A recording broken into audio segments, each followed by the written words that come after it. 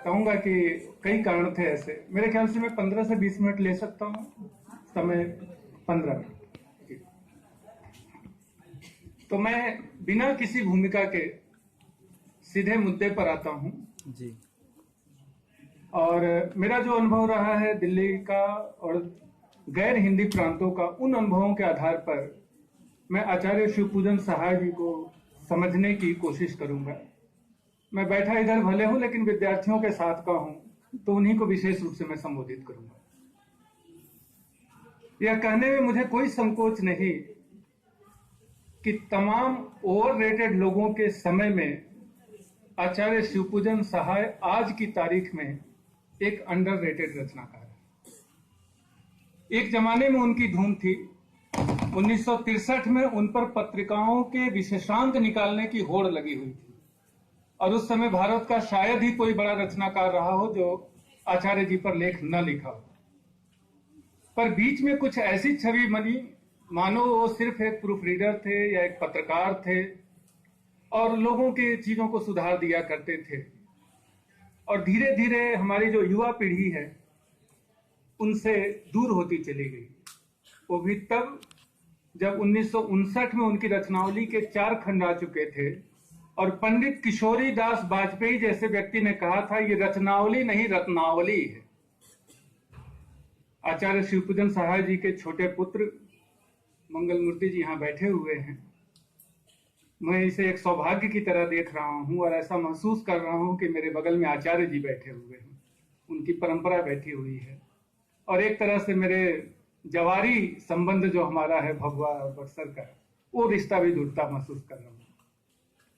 आपने बड़ी मेहनत से 10 खंडों में उनकी रचनावली निकाली है, और ये कहने में कोई संकोच नहीं कि हम युवा साथी उस रचनावली को देखकर ये सीख सकते हैं कि रचनावली कैसे निकाली जाती है और उसके लिए कितना श्रम करना पड़ता है। एक और बात जिसे एक प्रवृत्ति की तरह भी देखा जा सकता है कि मिट्टी से जुड़े देशज भावबोध वाले रचनाकारों को हमारे देश में प्रतिष्ठा जरा देर से मिलती है और कम मिलती है।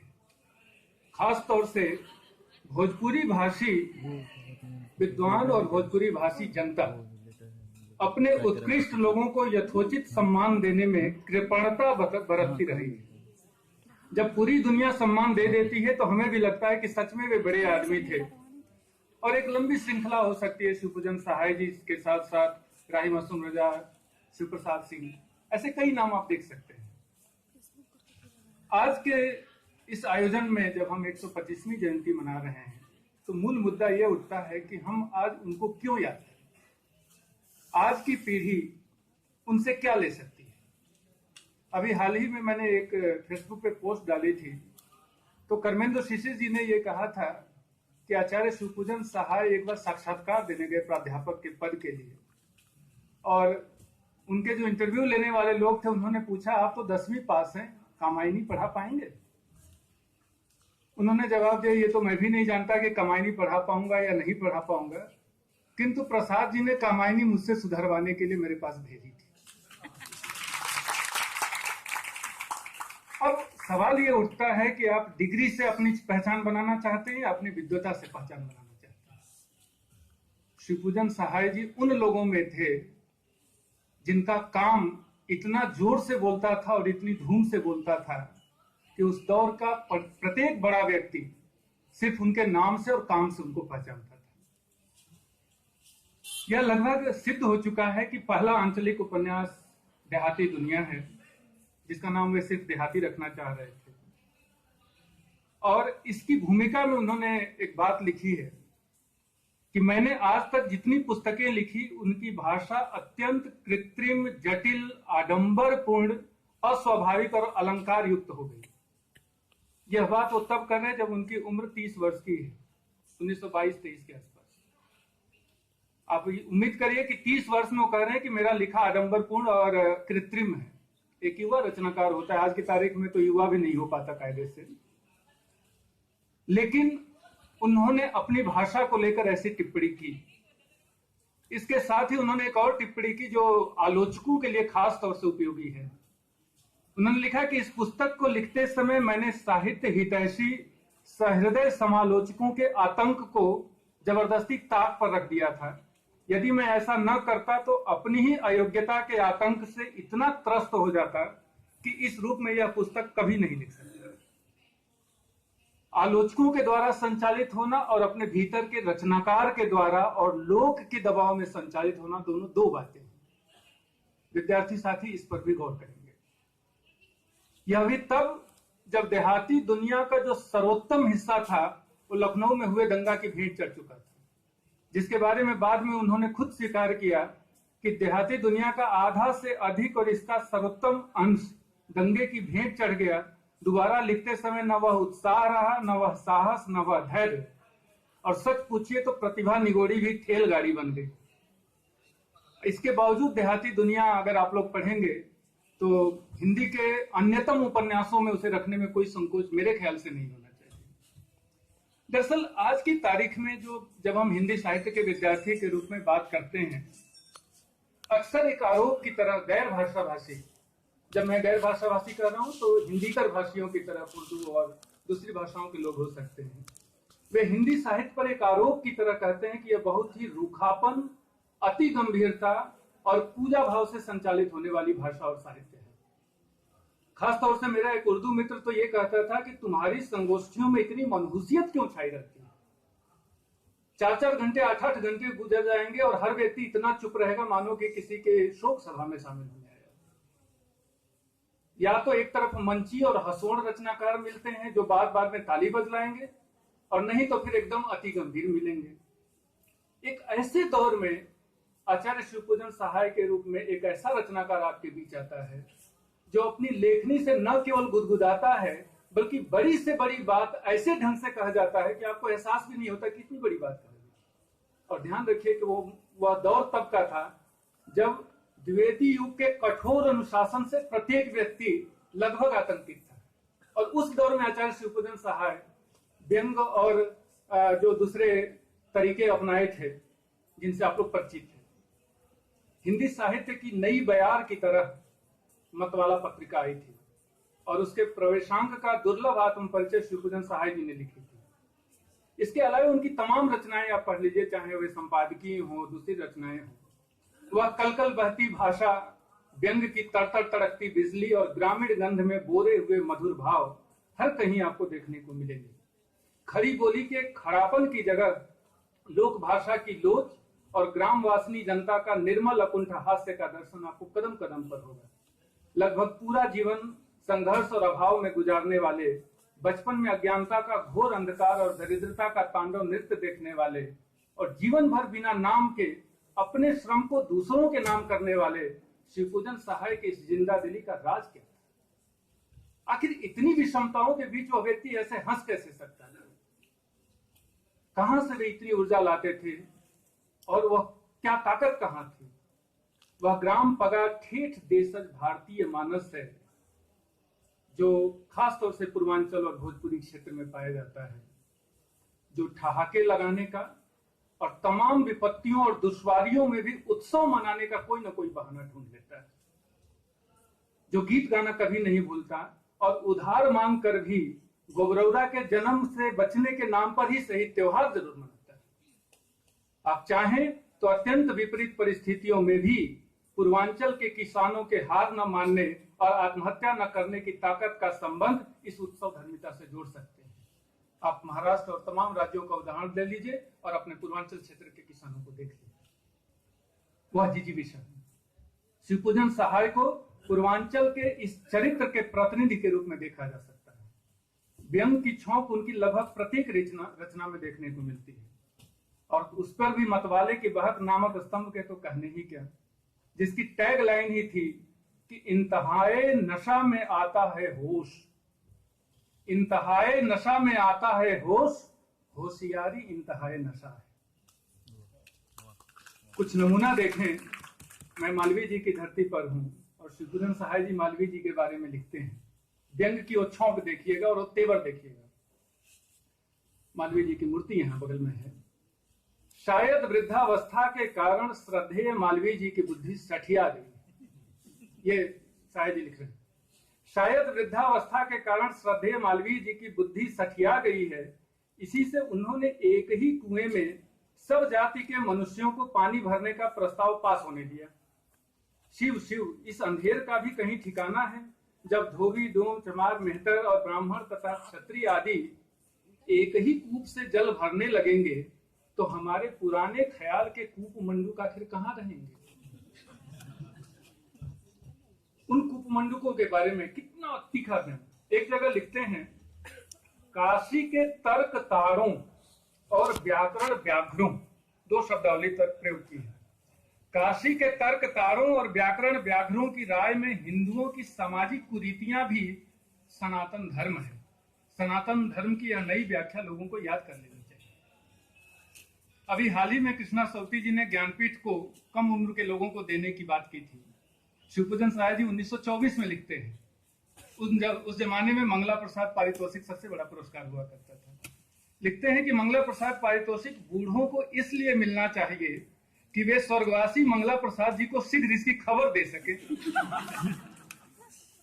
अब जवानों के लिए तो यह काम जरा मुश्किल होगा, तो इसलिए वृद्धों को दिया जाता है। इसी प्रकार आगे लिखते हैं कि मंगला प्रसाद पारितोषिक की प्रत्याशा करने वालों को शीघ्र बूढ़े होने की चेष्टा करनी चाहिए। और लाला दीन जी पंडित त्र्यंबक शास्त्री से कोई वार्धक्य वर्धक चूर्ण क्यों नहीं बनवा लेते ताकि आप जल्दी से वृद्ध हो सके। आप सभी जानते हैं कि आज जो भी संपादक हैं वो कविताओं से कुछ ज्यादा ही परेशान रहते हैं। हर व्यक्ति उनके पास एक पत्रिका के लिए कविताएं भेज देता है। तमाम पत्रिकाओं के संपादक सहाय जी कितने परेशान थे। लिखते हैं कि कविताएं हमारे पास इतनी इकट्ठी हो गई हैं कि साहित्यिक संस्करण भी साल भर केवल कविता में निकल सकता है। कोई कोई कविता तो इतनी लंबी चौड़ी है कि अकेले ही एक पूरे अंक को ढक सकती है। कवियों का मस्तिष्क सब लोग देखते हैं, सौभाग्यवश हमने कवियों की अतड़ियां भी देख ली है। दोस्तों, मैं कहना चाहता हूं और जोर देके कहना चाहता हूं कि हास्य गंभीरता का विलोम या विरोधी नहीं है। कोई व्यक्ति ठहाका लगा सकता है और हंस सकता है, इसका मतलब यह नहीं है कि वो हल्का और छिछला व्यक्ति है। अत्यंत गंभीर रहते हुए भी हास्यास्पद लोग हो सकते हैं और जिंदादिली, फक्कड़पन और मस्ती के साथ भी गंभीर बात की जा सकती है। और गालिब, शिवपूजन सहाय, निराला आदि अनेक रचनाकार इसके प्रमाण हैं। एक और बात, विद्यार्थियों को ही मैं संबोधित कर रहा हूं। मैं हिंदी साहित्य में अभी जिस अतिरिक्त गंभीरता की चर्चा कर रहा था उसका एक प्रमाण यह है कि हिंदी के अधिकांश रचनाकार बूढ़ों और वरिष्ठों के लिए लिखते हैं। बाल साहित्य को बहुत हल्का साहित्य मान करके उसको किनारे रख देते हैं, उस श्रेणी में कदम नहीं बढ़ाते। एक रचनाकार के भीतर अगर बच्चों का अबोधपन और वो मस्ती और वो भावुकता न हो तो वह नया कैसे रचेगा, यह समझना मेरे लिए जरा मुश्किल काम है। शिवपूजन सहाय समग्र का एक पूरा खंड बाल साहित्य पर केंद्रित है। प्रेमचंद ने बाल साहित्य प्रचुर मात्रा में लिखा है। बंगाल का शायद ही कोई बड़ा रचनाकार हो जो बाल साहित्य न लिखता हो। हमारे हिंदी में यह संकट क्यों है? शिवपूजन जी के बहाने हम ये सवाल अपने आप से पूछ सकते हैं। उन्होंने जो रचनाएं लिखी हैं, इसी बहाने में आने से पहले अपने छोटे बच्चे को उन कहानियों को सुना रहा था। एक बड़ा मजेदार कहानी है, खूंटा पंडित नामी एक कहानी है, बाघमारी बुढ़िया। और इतना मजेदार कि 6 साल का बच्चा हंसते हंसते लोटपोट हो गया और मेरे आने से पहले 3 बार मुझसे सुन चुका। आज की तारीख में हमारे कितने ऐसे रचनाकार हैं जो एक तरफ ऐसी मजेदार कथाएं लिखते हों, दूसरी तरफ बच्चों को अपनी परंपरा और भाषा और व्याकरण की बारीकियों को समझाने के लिए उस स्तर पर उतर करके लेख लिखते हों और साथ ही साथ एक गंभीर साहित्य भी रखते हैं। ये एक दूसरे से जुड़े हुए हैं। मैं एक एक मुद्दे को लेकर के बात रखना चाह रहा हूं। शिवपूजन सहाय के लेखनी की सबसे बड़ी ताकत उनकी लोक के विवेक की जबरदस्त पहचान है। लोग जिस तरह से आस्था और विश्वास से संचालित होने के बावजूद यथार्थ की बागडोर पकड़े रहता है, तमाम कुरीतियों अंधविश्वासों का अनुगमन करते हुए भी मनुष्यता के डोर को छूटने नहीं देता है। एक तरफ सत्ता लोलुपता और धनवानों की चापलूसी करने के बावजूद अंतरात्मा की आवाज को मरने नहीं देता है। उसकी झलक अगर देखनी हो तो शिवपूजन सहाय की लेखनी से एक बार जुड़िए। जिस भगवान की मनौती मनाते मनाते पूर्वांचल की स्त्रियों के जीभ छिल जाते हैं, जीभ में छाले पड़ जाते हैं, उसी भगवान के बारे में देहाती दुनिया की पात्र सुगिया शिकायत करते हुए कि अपने बेमेल पति से जोड़ी बिठाने की शिकायत करते हुए कहती है, भगवान के बारे में कहती है, न जाने इसके साथ मेरा दाना पानी का मेल जुटाते समय भगवान का कपार क्यों नहीं फट गया। उनसे भेंट होती तो मैं जांत उठाकर उनके कपार पर पटक देती। जाता भारी अच्छा खासा होता है, भगवान के सर पर पटक दिया जाए तो क्या होगा। लोग अपने ढंग से सबकी खबर लेता है। वो एक तरफ राम भगवान पूजा पाठ आस्था भूत पिशाच सब करेगा, लेकिन एक जरूरत पड़ती है तो कैसे वो बिल्कुल प्रगतिशील और आधुनिक बन जाता है। एक दूसरा उदाहरण लेता हूं। देहाती दुनिया लगभग 1921-22 की रचना है।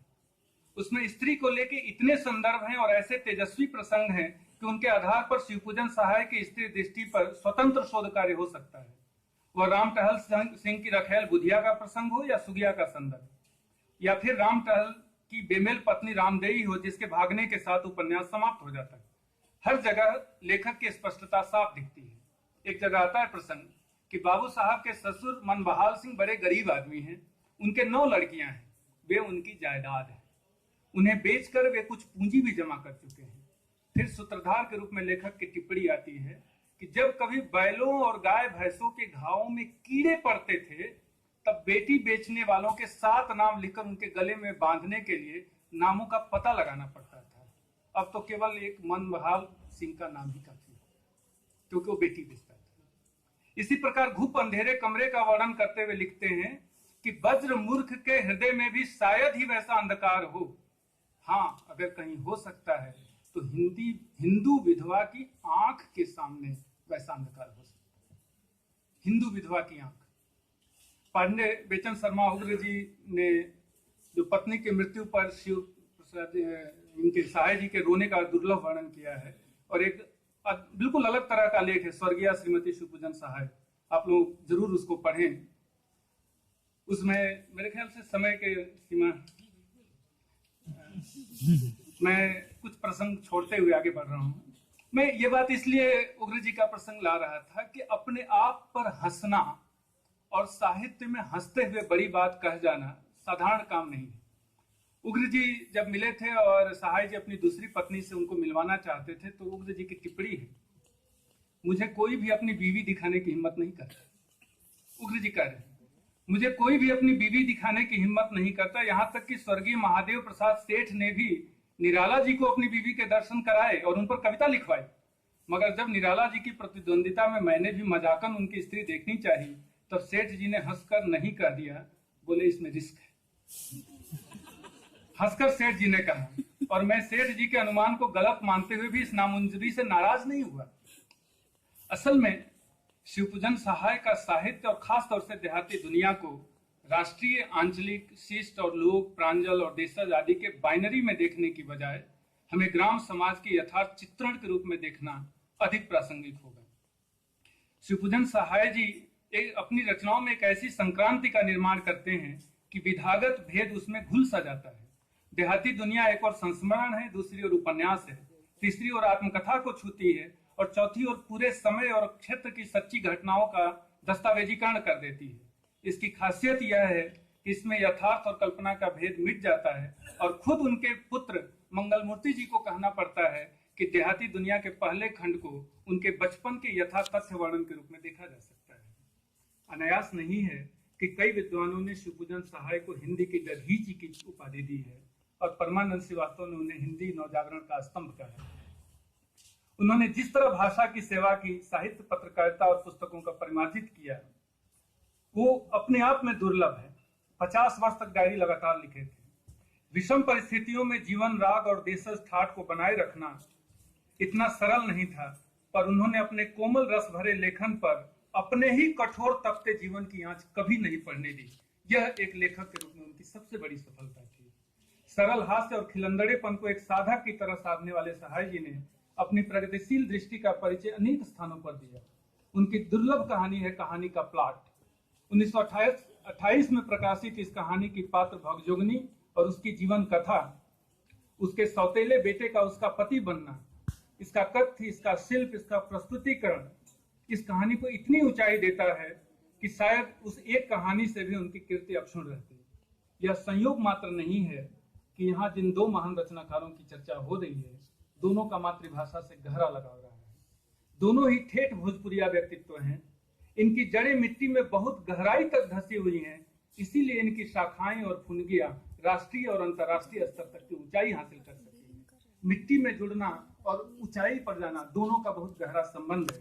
भोजपुरी की उपेक्षा पर शिवपूजन साहब जी लिखते हैं और अच्छे अच्छों की खबर लेते हुए लिखते हैं। आचार्य रामचंद्र शुक्ल तक पर टिप्पणी है कि हिंदी साहित्य के इतिहासों में भोजपुरी भाषा का नाम लेने से उसी तरह परहेज किया जाता है जिस तरह देवरानी अपने जेठ का नाम लेने से करती है। जैसे नई रोशनी से 36 का नाता रखने वाली अपने पति का नामोच्चार न कर केवल सर्वनाम से ही काम चलाती है, वैसे ही साहित्य के अथवा भाषा के इतिहासकार भी भोजपुरी भाषा का नाम उल्लेख न कर पूर्वी हिंदी से काम चलाते हैं।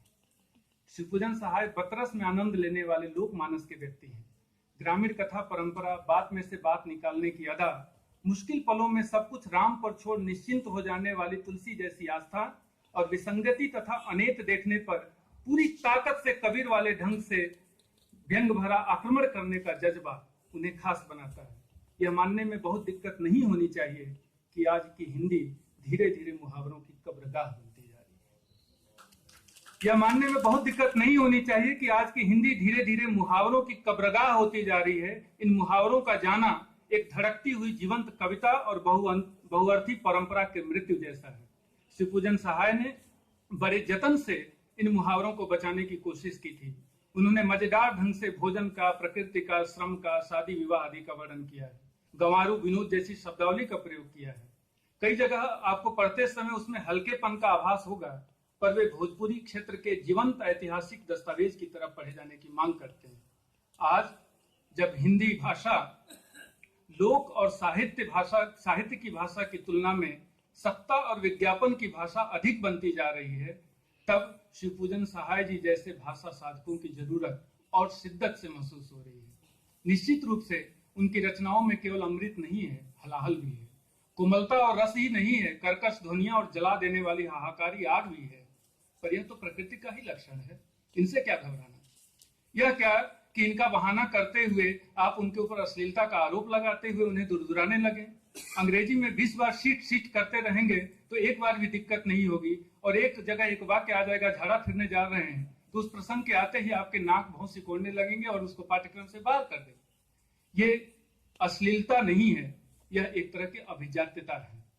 विमर्श के नाम पर अंतःपुर का कुंठित वर्णन भी शिष्ट माना जाता है और लोक का प्राकृतिक वर्णन भी अश्लील हो जाता है। यह औपनिवेशिक मानसिकता का प्रमाण है और गांव की सहज और प्राकृतिक सामग्री अभिजातियों को चुभने लगती है क्योंकि वह बहुत ताकतवर होती है। शिवपूजन सहाय जी ने बहुत श्रम और अनुशासन से सहज भाषा और जन साहित्य की एक नई जमीन तैयार की थी। उन्होंने मुहावरों और बिंबों से भरी एक नई तरह की काव्यमय हिंदी भाषा विकसित की थी जो एक साथ सबको रास आती थी, जन को भी और अभिजन को भी। एक उदाहरण लेकर बात में खत्म कर रहा हूं। जेठ का महीना था, भूखे गरीब के पेट की तरह धरती जल रही थी। जेठ का महीना था, भूखे गरीब के पेट की तरह धरती जल रही थी। लू की लपट से ऐसी आंच निकलती थी मानो नवयुवती विधवा गर्म सांस छोड़ रही है। लंबी जीभ निकाले कुत्ते हलफ हलफ कर हाँफते थे जैसे जाड़े में कोई दम्मा का पुराना रोगी। आप खोज के बता दीजिए कि हाल के दिनों में किस साहित्यकार में ऐसी भाषा आपको देखने को मिली है। लगातार 50 साल तक एकदम अनुशासित ढंग से डायरी लिखने वाले, तमाम बहुत ही उपयोगी चीजें, दंगे और तमाम ऐसे खो देने के बावजूद अपनी जिंदादिली में कोई कमी न लाने वाले शिवपूजन सहाय जैसे रचनाकार बहुत ज्यादा नहीं है। दरअसल सहाय जी को याद करना हिंदी की उस परंपरा को याद करना है जिसने लोक और शास्त्र का भेद मिटा दिया, जिसने जिंदादिली और उत्कृष्टता की एक मिसाल कायम की, और आने वाला समय ऐसे ही रचनाकारों का है। आपने मुझे यहाँ बुलाने योग्य समझा। आप सभी का, खासतौर से चंद्रकला मैडम का और अपने बीएचयू के प्रति मैं नतमस्तक हूँ। बहुत बहुत आभार। आप लोगों ने मुझे इतनी देर सुना, बहुत बहुत धन्यवाद।